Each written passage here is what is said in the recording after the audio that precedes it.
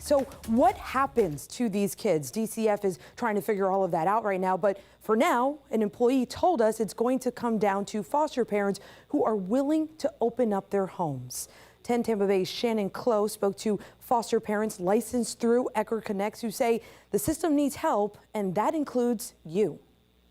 That it begins with trauma. And so they're super confused as to why they're not with mommy and daddy. That's where Nathan and Amanda Carlson become community caregivers. We have extra space, why not be those people? Best description that I've heard of what it's like to be a foster parent is running a 3-ring circus in your house. That's because it's not easy. As foster parents in Pinellas County, they see kids taken from their parents in dangerous situations. Drug use and paraphernalia on the floor, that there's no air conditioning or heating, there's no doors on the home, that adults are being sex trafficked or engaging in sex trafficking. Amanda has endured sleepless nights taking care of drug-addicted newborns. There's really nothing to do but hold them tight and let them cry. That pain, something the system feels. It's supposed to be a 16-to-1 ratio, and we've never had a case manager with fewer than 35 cases.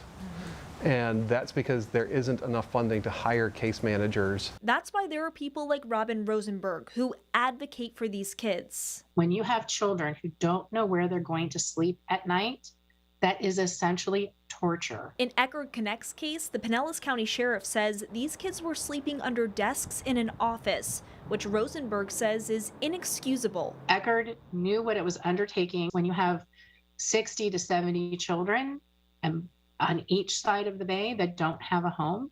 When you have children that are living in offices, that is a full-blown crisis. So how do we fix this? It kind of all comes back to those two things, is staffing and funding. Hoping that will open more doors. So we need more foster families. More parents could mean less trauma. And the way you get more foster parents is by treating the ones that you have well.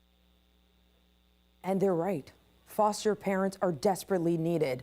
Let's take a deeper dive into the numbers. Now, according to the most recent report by DCF, there were more than 22,000 children in foster care. Only about 11,000 of them were placed in a licensed family foster home. Others were placed in the care of a relative, a non-relative, licensed group home, or other placement.